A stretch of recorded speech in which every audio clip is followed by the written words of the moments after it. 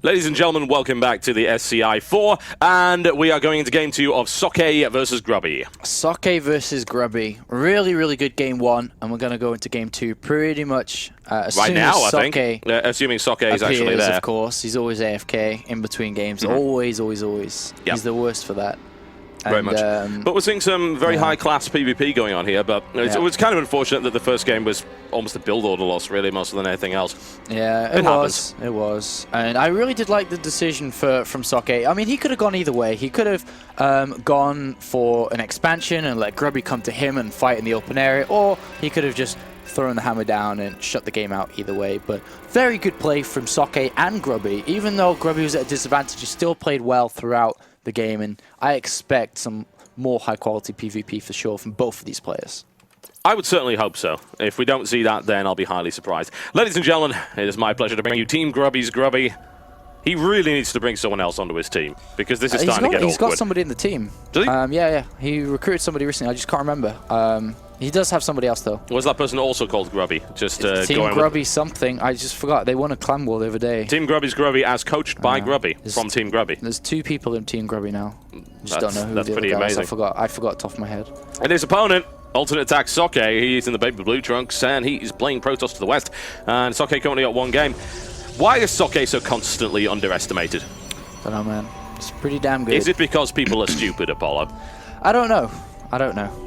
Sometimes, maybe. I mean, he's been kind of... He hasn't really won anything since the last SCi, I guess. But he's been producing some decent results. I mean, he's been able to beat Koreans. I mean, he did pretty well in Home Story Cup as well. Just lost versus the Giants on day 2. Yeah, pretty much. I mean, like, MVP. I mean, not MVP, sorry, MKP. You know, Marine King Prime, MC, blah, blah, blah. Stefano. Yeah, his Home Story Cup results weren't exactly the best, honestly. Yeah. And I wouldn't say that he's on a slump, but he's not on fire at the moment. The thing is that you can't really say that a lot of foreigners are really on fire right now. Yeah. There's a few. The thing is that this year is actually proven very, very difficult because Koreans are getting very good very fast now. Yeah. A lot of them are playing now. Yeah, it's getting difficult, so... And yeah, they have training environments that European players and Americans don't have. Yeah, they just outclass European and North American training facilities by far. Yeah, and it's not down to some genetic nonsense. And a Korean is not inherently better than a European or an American. It just simply comes down to the fact that Koreans are training in training houses with coaches, specific schedules. Yeah. When you've got 10 really good players in a house with you, and then you've got people managing you and saying, you know what, this is what I think your weaknesses are, let's work on that this week, versus sit even on your own, or even in a small like team house. Exactly. And remember when those guys moved together, was it Show and Morrow were in the same house? It just wasn't an efficient training house. Everybody agreed it was like not that good. Yeah. Because they just didn't have a schedule, they slept whenever they wanted, they practiced probably less. Yeah. At the end of the day, you see Koreans play better, consistently better, because they have a strict regimen and they take it seriously. They really do take it seriously in terms of the way that they live their lives. Exactly. But there you go. Right, well, it's going to be a double gateway right here from Socke. Yeah, he's going to go for 3 Stalkers probably off these 2 gateways. Meanwhile, Grubby, on the other hand, has gone Zealot and then Stalker. He's got second gassing going into it. It was a little bit late going into it here. It looked like he may have been looking a 4-gate, but...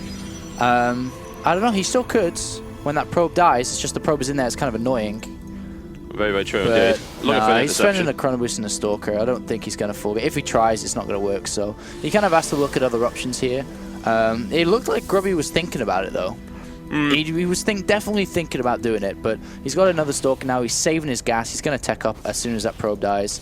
The question is into what? That's the curious thing, isn't it? Socke, on the other hand, is now getting those double Stalkers, and what is Grubby going to do? There's the probe. It's Robo. Okay, so really fast Robo here from Grubby.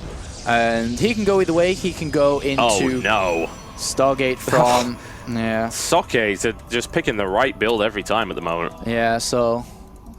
mind games, man. What you think your opponent's going to do. Socke could have been like, well, I won that game pretty convincing. I guess Grubby's just going to go Robo now. Or, but if we see a Blink or like a Twilight Cancel come down soon, then it won't be as bad for Grubby. Yeah. If he leaves it and tries to expand 3-gate Robo, then it becomes more difficult. Because obviously, you know, he's going to maybe... Oh, that's another gateway. There's maybe difficult. I really like the way Grubby spread out his units in the center map so you can see a probe try to run past. try and scout him. Yeah, it's always good. This map particularly is nice to just hold on to the Xel'Naga in the center, and then you can spread out just a little bit. The risk is, of course, if you spread out too much, that you can get intercepted by this 3-stalker hunting party that's coming in right here. Phoenixes are coming now. And they He's are. going to wait for like 3 probably. 3 is probably the best number, but there's the Twilight Council. So if you think about the reverse side of things, it's like the Twilight Council was down first for Socke, but it's second here. this time, yeah. So it is Blink's delayed. going to be really, really late, and he may even invest in a second observer. Well, I doubt the second observer, but maybe an Immortal, since he doesn't really know what's going on. Sees a lot of Stalkers, so he may build an Immortal to be safe. Possibly. He's got a lot of gas. He can very easily Zealot's running through, but is not going to get information, unfortunately. It did see a probe, though, so the Zealot that was running towards the natural saw a probe out in the middle. The only reason that would be out in the middle if Socke was looking to be aggressive. So Grubby builds an Immortal now, and of course, that's what you don't want against Stargate units, so... Yeah, it's not ideal. Yeah. He's got Blink as well. I mean, he had plenty of gas coming in there, so it didn't really delay his Blink a huge amount. But what did delay the Blink is the fact that he went for the Robo first, and now there's a couple of Phoenixes coming in, and these things build incredibly rapidly. Oh, yeah, and he's going to start picking off probes now, just 1 at a time with 2. Could have waited for 3, but... yeah, it's not so good. Now Grubby's like, Yeah, exactly. It's like, I tried to do that last time and it didn't work. But yeah, that's going to force Grubby to be pretty much hyper-defensive here, and he'll try and snipe on Phoenix. And Socke, his control is good enough. He's not worried. And he takes a couple of probes out there, no problem at all. And then Sentry he dodges as well. out. Oh, he took Sentry as well. Very nice. Yeah, I mean, they're light, so... And Grubby throws down another gateway. So it looks like Grubby's just going to go and try and attack with Blink.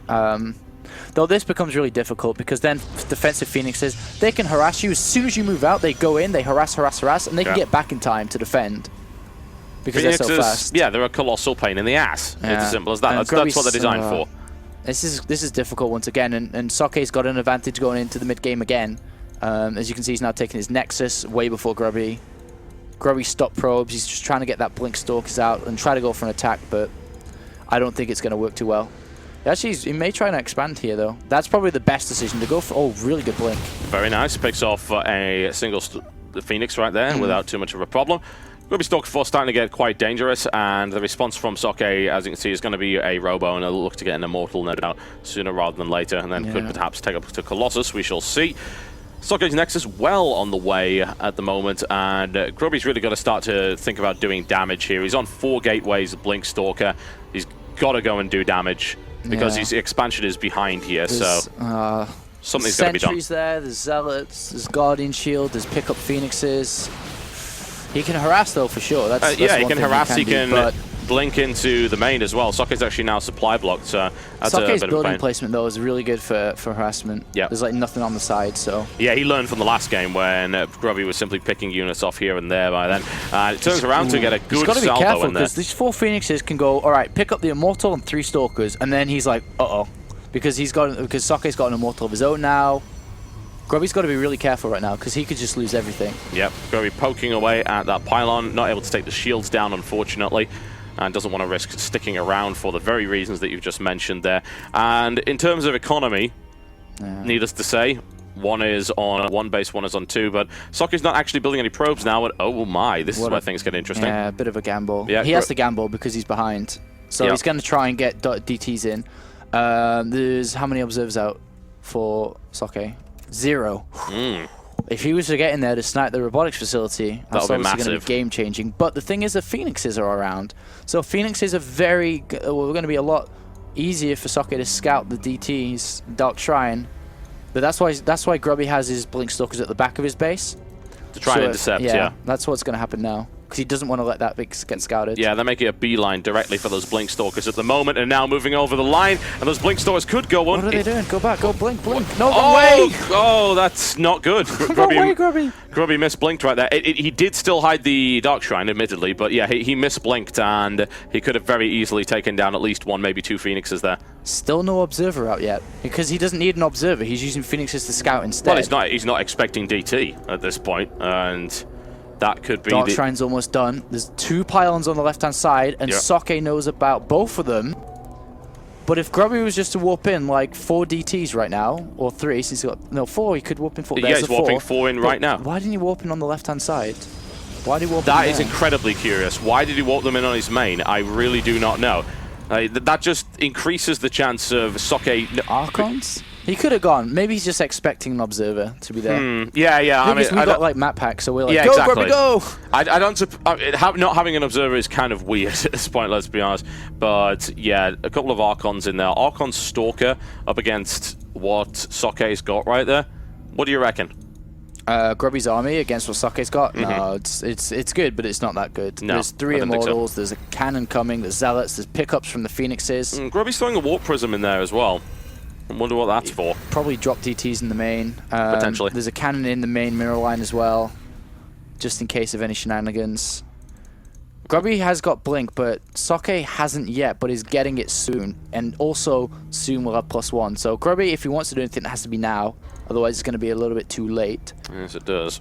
And these Archons obviously going to help with the force fields too, but I guess we're about to find out. Into a cannon and so many mortals. Well, here comes the engagement. Let's find out how well it goes there. And a quick blink out, and Grubby doesn't take any losses aside from a lot of shields on that Archon right there. And is able to take out what looked like to be so DT's into the main now. Only 1 DT though, and there's a cannon in the mineral line. So Grubby's just going to be like, oh, not again. Like, everything's just not going my way. No, it really, really isn't it? Maybe.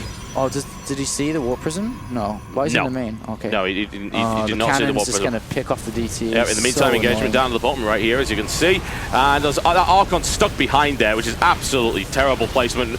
He blinks out of the way to allow the Archon to actually fire, and the Archon then falls. Grubby smashing his way through there, and the blink is definitely making a difference, but that Immortal's done so much damage already, and now Socke's got blink and pounces upon that. He's a little bit too far out though. Grubby's has got blink. Grubby can blink forward and pick everything off here, so Socke's got to be careful. Another warping coming in to try and back that off, bolster the forces of Socke. He holds on to that one. And what happened? Go in the main, go in the main. That'd be really good. Pick off the there pylon. Go. Ah! There you go. That's exactly. Oh, he doesn't kill the pylon. He wants to kill the pylon. He focuses right now on the Immortal, which I suppose makes sense, but he still wants to kill that pylon. Does he have the numbers? He does, actually, to make this work. Grubby's got a micro, of course, and that's exactly what he's doing. And now that pylon could go down, and it's going to shut down. Grubby's hit a sweet spot, man. Grubby's hit a very big sweet spot right now. DT in the mix as well. Yeah, that makes things very, very nice indeed. Grubby is powering into Socke's base at the moment, and the DT has now been... Actually, no, the DT's still there. The Zealot took the majority of that fire, and it now comes down to Grubby's micromanagement, and that certainly wouldn't mess with that. Down goes the Robo, and this is looking really fantastic for Grubby. The Warp Prism is still there. He can bring reinforcements in if he so desires. The DT remains alive as well, and Socke in incredible trouble. Yeah, Socke really caught off guard here, trying to tech up, upgrade, blink, Colossus, cannons all over the place. Grubby just finds a sweet spot, and he manages to get into the main, stops the Immortals, and now it's Stalker versus Stalker. Grubby had an advantage, and DT's been mixed in, no cannon, no observers, because there's no robotics facility, only cannons. Yep, Grubby's taking that third base behind Grubby just pulls this back. So well done, it really, really is. Socke overcommits, and the Warp Prism turns out to be absolutely crucial. GG, ladies and gentlemen, and that's one apiece. Very nice play from Grubby. So good, so very good. And Socke had that, man. He had that in the pocket. Yep. Not anymore, he doesn't. I'll tell you that for a fact. Ooh, Grubby proving that his competitive spirit is anything but gone. Incredible play there by him. And it was Feast, that's right. Millennium Feast joined Team Grubby. Oh, he brought Feast on? Yeah. Oh, okay, cool. Yeah. That was a good game, so let's go ahead and get Socke's map choice. But yeah, really, really good play from Grubby there. Very, very good play. I thought that was just lights out, but 3 cannons there. Socke moved down. That was the key choice that lost the game. He moved down the ramp with 1 Immortal, and Grubby had more Stalkers. He got picked off, and then all of a sudden Grubby has a blink and jumps in. Yeah, that movement, he shouldn't have moved down. He had 3 cannons. He should just sit there. Yeah. Ouch. Never mind. Game number 3, of course, that makes it more interesting and makes the tournament even more delayed. Yes, it does. Because, hey, why not? It wouldn't be SCi if we didn't have a delayed day. Okay, folks, quick ad break and potentially music, depending on how long Socke wants to chill and watch that replay. And then we'll be right back.